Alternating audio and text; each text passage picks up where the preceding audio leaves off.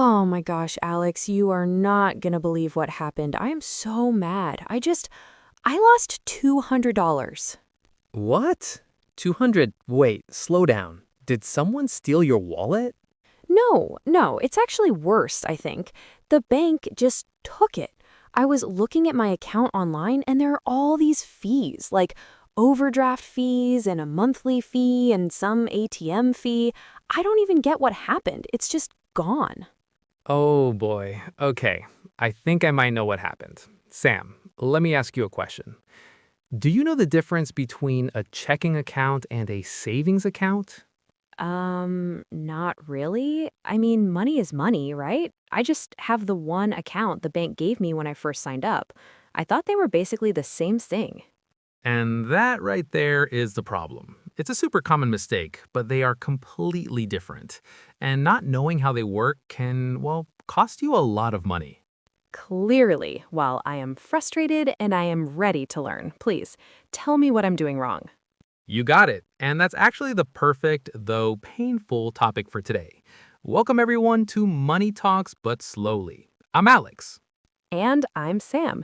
And apparently, I just paid $200 for today's lesson on bank accounts, so you all better listen up. Don't worry, Sam. We're going to get this all sorted out. Today, we are breaking down checking accounts, savings accounts, and especially all of those fees. So no one else has to make the same mistake I did. Exactly. And hey, while we're on the subject, if you are getting value from what we do here, please take a second to subscribe and share the show with a friend. It's a huge help. Yes, please. Okay, Alex, school me. What on earth is a checking account? All right, let's start there. So think of a checking account as your daily driver account. It's for the money you plan to use, well, every day. Paying bills, buying your coffee, getting groceries, paying rent. It's your everyday in and out money. Oh, so it's kind of like my wallet, but just in the bank. That is the perfect comparison. Yes, your checking account holds the money you need to access frequently. And frequently just means often, many times. You can take money out whenever you need to. Okay, so what can I do with it? Well, all the daily stuff. You can use your debit card to buy things, you can pay bills online, you can pull cash out of an ATM, which stands for automatic teller machine. Right, the cash machine. Exactly. And you can even write paper checks, though that's getting less common. So it's super flexible. Flexible means it's easy to use in a lot of different ways. I can get my money anytime I want. You got it. That's its main feature, easy access. But here's the trade-off. Uh-oh, there's always a catch, isn't there? Yup, the catch is that checking accounts usually pay very, very little interest. Often it's literally zero interest. Wait, so my money doesn't grow at all in a checking account? Correct. Your money just sits there. If you have $1,000 in your checking account today, you'll have pretty much $1,000 in that account next year. There's no growth. Huh, that doesn't sound very good. Well, it's fine for daily money that you're going to spend soon anyway, but it's not good for money you're trying to save. And that is why we have savings accounts. Okay, so a savings account is different. Very different. A savings account is specifically for money you don't use every day. It's for money you're putting away for the future, like for an emergency fund or a down payment on a car. So it's for like long-term money? Exactly. Long term means for a long time from now, not for today or tomorrow. And here's the big advantage. Savings accounts pay you interest. Your money actually grows. Oh, okay. How much interest are we talking about? It really depends on the bank and the economy, but it can be anywhere from, say, 0.5% to maybe even 4 or 5% per year. So, for example, if you put $1,000 in a savings account that earns 3% interest, after 1 year, you'd have $1,030. Wait, so the bank just pays me $30 just for keeping my money there? Basically, yeah, it feels like free money.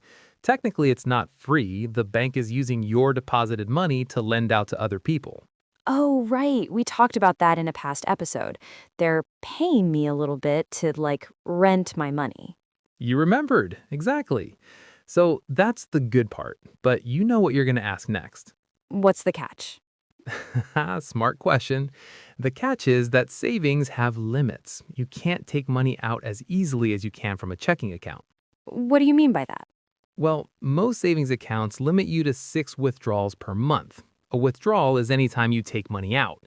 If you take money out more than 6 times, Let me guess. They charge you a fee. you're getting good at this. Yes, they charge you a fee. Oh, so that's why you can't just use a debit card attached to a savings account for groceries and stuff. You'd hit that limit super fast. Exactly. Most savings accounts don't even give you a debit card or checks. The whole point is to encourage you to leave the money alone so it can grow. Okay. I think the light bulb is finally turning on. Checking is for daily spending, easy access, no interest. Savings is for future goals, limited access, but it earns interest. That is a perfect summary. But now let's talk about the ugly part, the fees. This is the really important part, and it's almost certainly why you lost that $200. Yes, okay, tell me about the fees. I hate them so much. All right, let's go through the most common ones. Fee number one is the monthly maintenance fee, or sometimes called a monthly service fee. What's that? It's just what it sounds like. Some banks will charge you $10 or $15 a month just for the privilege of having an account with them. Are you serious? They charge you for keeping your own money there? That's ridiculous.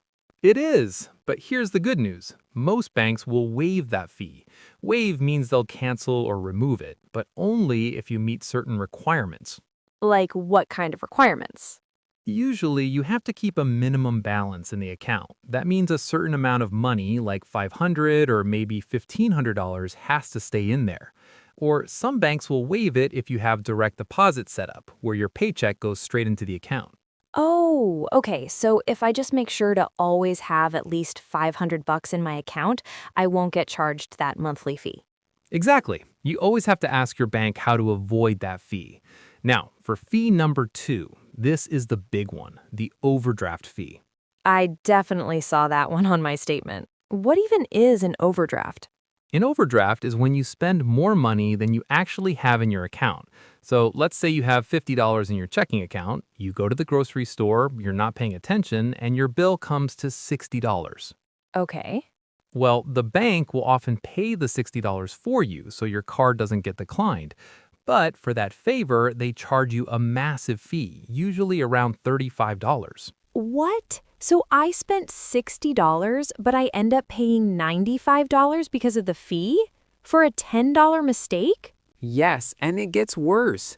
If you then go buy a coffee and a sandwich, that's 2 more transactions. They can charge you the $35 fee for each one. I know someone who got charged $175 in overdraft fees in a single day. Oh my gosh, that's it. That's how it happens. That has to be what happened to me. That's terrible. It is. The solution is to always know your balance, how much money you have. Check your account every day. But here's the real trick. You need to turn off something called overdraft protection. Wait, but protection sounds like a good thing. I thought that was supposed to help me.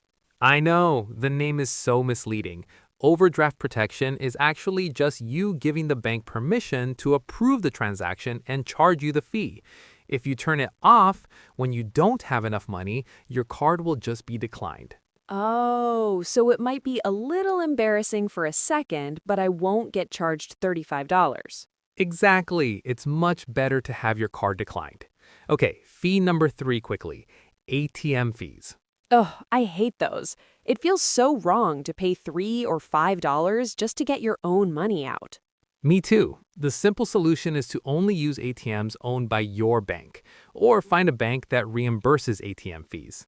Reimburse means they pay you back. Some banks will pay you back for those fees? Really? Yup, a lot of online banks do that to get your business. Okay, 2 more quick fees. There's the excessive withdrawal fee. Remember what I said about savings accounts? Yeah, only 6 withdrawals a month. Right. If you withdraw a 7th time, they can charge you a fee, maybe $10. Excessive just means too many. So you really need to just leave your savings account alone. That's the whole point of it. And last one, the paper statement fee. Some banks charge you a few dollars a month if they have to mail you a paper statement. Okay, well, that one is easy enough. Just go paperless and use the online statements. Save paper, save money. Okay, pop quiz. You ready? I think so. Hit me. You need to pay your rent. Which account? Checking account. You're putting money away for your emergency fund. Savings account. Don't touch it. You're buying groceries with your debit card. Checking. You're saving for a big vacation next year. Savings. I think I got it. You did. It's perfect. The main takeaway for everyone listening is that most people should have both types of accounts. You use your checking account for your daily life, and you transfer money over to your savings account for your goals and emergencies. That makes so much more sense. Okay, let's do a quick recap. All right, so we learned that checking accounts are for your daily money. Access is super easy, but you get basically no interest. And savings accounts are for your future money.